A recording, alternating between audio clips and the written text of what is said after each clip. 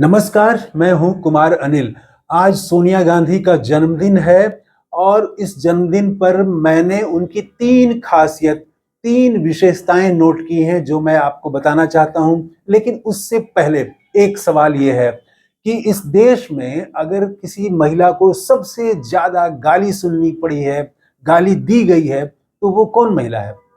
उसमें पहला नाम, सबसे ऊपर नाम जो आएगा वो सोनिया गांधी का ही आएगा।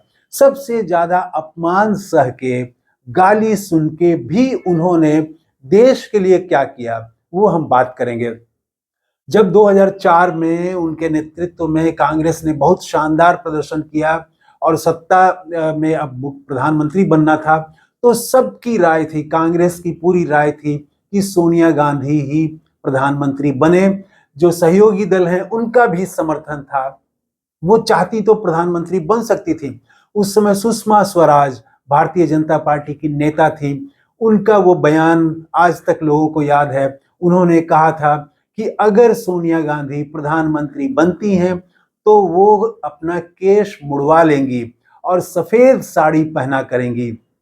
और वो बहुत उत्तेजित उन्होंने कहा कि ये हमारे लिए बहुत शर्म की बात है कि कोई विदेशी महिला हमारे देश का प्रधानमंत्री बने, इसको मैं स्वीकार नहीं कर सकती हूँ।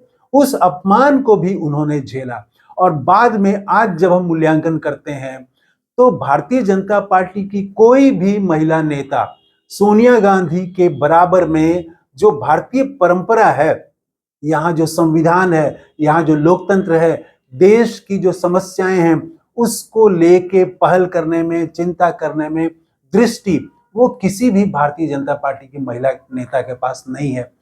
तो एक तो बात ये हो गई। अब आइए खासियत की बात करते हैं कि उनकी खासियत क्या है। तो देखिए, खासियत में तीन खासियत है, लेकिन उससे भी पहले एक और मैं बात बता दूं कि संयोग से राहुल गांधी उनके बेटे हैं और बुद्ध जो थे, भगवान बुद्ध, तो उनके भी बेटे का नाम राहुल ही है था और उनकी पत्नी का नाम था यशोधरा। तो यशोधरा ने बहुत कम उम्र में बेटे को परिव्राजक बनने की इजाजत दी, लेने की इजाजत दी। बेटा सन्यासी हो गया और इसीलिए ताकि पिता की तरह बेटा भी संसार का कल्याण कर सके, संसार के कल्याण के लिए उन्होंने अपने बेटे को भी दे दिया बुद्ध के पथ पर, पति के पथ पर, वो भी ताकि समाज का, देश का कल्याण कर सके, संसार का कल्याण कर सके। तो ये एक तो देखते हैं कि यशोधरा वाली जो है वो बात आती है। आइए हम बात करते हैं कि तीन खासियत क्या है सोनिया गांधी की।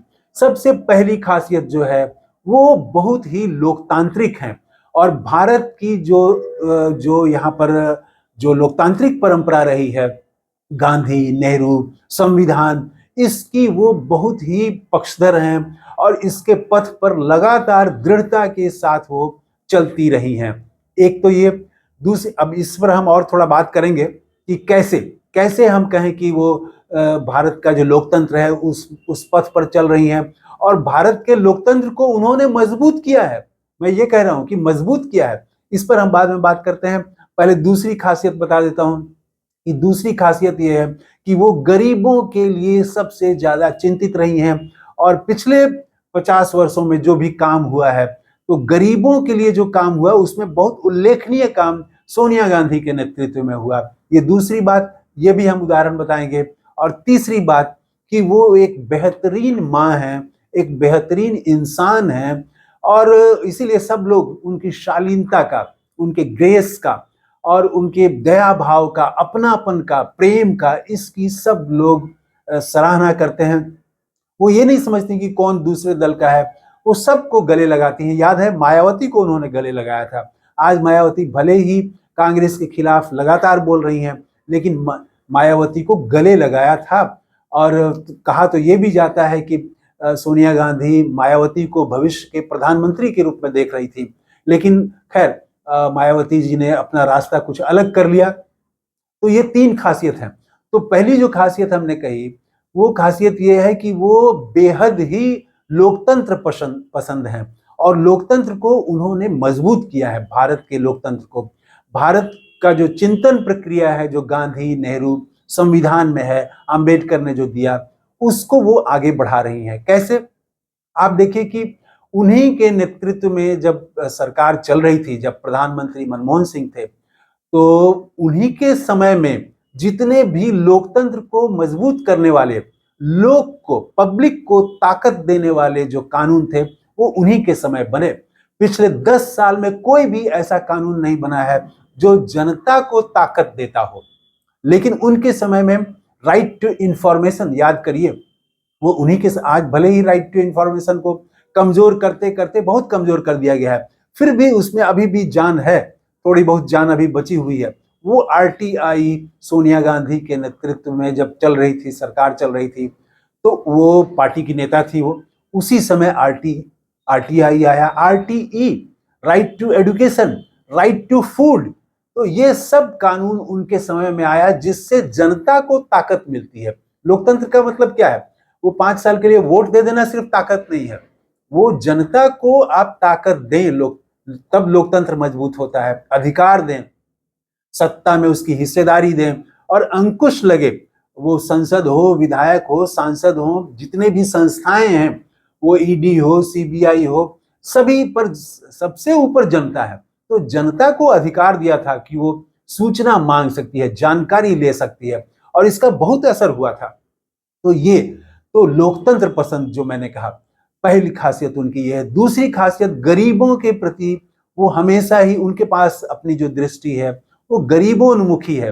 गरीब की कैसे भलाई हो, ये उनके एजेंडा में रहा है। और मनरेगा भी उन्हीं के कार्यकाल में आया। यूपीए की सरकार थी और वो कांग्रेस की प्रमुख थी, चेयरपर्सन थी, तो वो उन्हीं के समय में मनरेगा जैसी योजनाएं आई, राइट टू फूड आया, जिसमें कि गरीब का कैसे भला हो। और मनरेगा के ने एक तरह से गरीबों को मतलब एक नया जीवन दे दिया। वो भुखमरी से निकल गए, उनका जीवन स्तर बेहतर हुआ। एक रोजगार गारंटी सरकार, और उसमें भी जो प्रावधान बनाए उन्होंने कि सरकार को देना ही है काम। अगर कोई भी व्यक्ति काम मांगता है तो काम देना सरकार की जिम्मेदारी है।